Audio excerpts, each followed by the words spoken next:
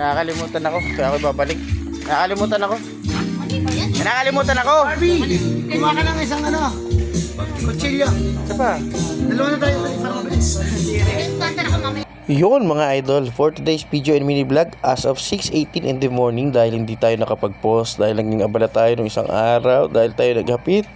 Ayan, naghahabol tayo sa posting kasi kailangan nating ma-maintain yung balance. Buti tumataas na 5.31 ng mga idol. Salamat sa inyong panonood ng aking mga mini vlog, at pagtatapos ng aking video, hindi nyo ini-skip. So ayan nga po mga idol, as of ano po yan, 1 PM ginayak at nagagayak na nga tayo mga idol. So napansin ko yung buko pero pangit na, parang ano na, di na tayo makapagpagupit kasi laging sakto at dumadala sa kamay yung ating kinikita. Yan, kaya sabi ko makapag headband. Ayan no, kita nyo man, wow, wala tayong ebab. So ay, nagpabili si Chupando ng si Papa pala, Chupando tuloy, si Papa ng paa. Tapos take out na namin. Salamat po kung Sixto.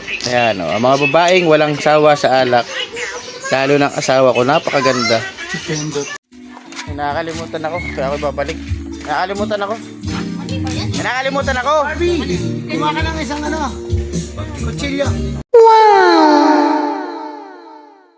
At yan na nga po mga idol, ako'y mag-aabang na po ng bus at tayo pabalik na naman Lucena. So uwi lang natin gabi.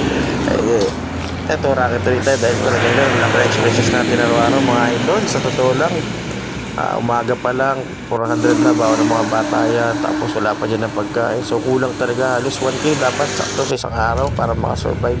So yan na nga po, buti na lang may dumaan agad na bus, AV liner, nakasakay na tayo at yan, diretso tayo sa ating client. So yan nga po, habang ako'y nasa bus, tumawag si mami. At yan, hindi ko alam kung na-miss agad ako, yan o. At yan na nga po, akala ko naman na-miss agad ako, pala tinatanong lang kung nakasakay na ako. Nung sinabihan ko ng I love you, ayan o, nilakimot para daw bago. Yeah, dahil di na nga siya nag-I love you sa akin, laging ako na nauuna. Ayan, at pinatayin ako ng cellphone. At yan, habang tayo naidlip tayo, so pagising ko, tinignan ko sa bintana kung nasa ng mga idol. So ayan, nasa talipan na tayo mga idol. So ito yung ating buhay dati. At ibabalik muna natin sa ngayon mga idol, yung araw-araw tayong babiyahe dahil kailangan talaga natin ng panggastos sa araw-araw.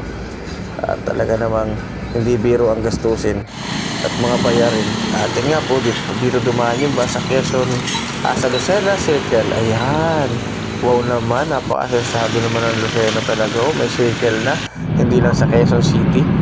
At yan nga po, yung pupuntahan ko pala isa-isa ba sa kami Kalumpang. So nag-jeep pa tayo na pa Kalumpang, yung Wilcon Tipat, doon to yung landmark ng client ko. At yan kung tinanggal ko kung pwede, kaso parang pangit talaga na yung tsura ko, gawa ng buho ko. So much better kung ibinalik ko na lang para madinakaya rin sa client. So ayan na nga po, nakibaba na tayo sa Wilcon. So sinat ko na. So ayan, ito yung room ng client ko. Shoutout sa client ko, salamat sa'yo.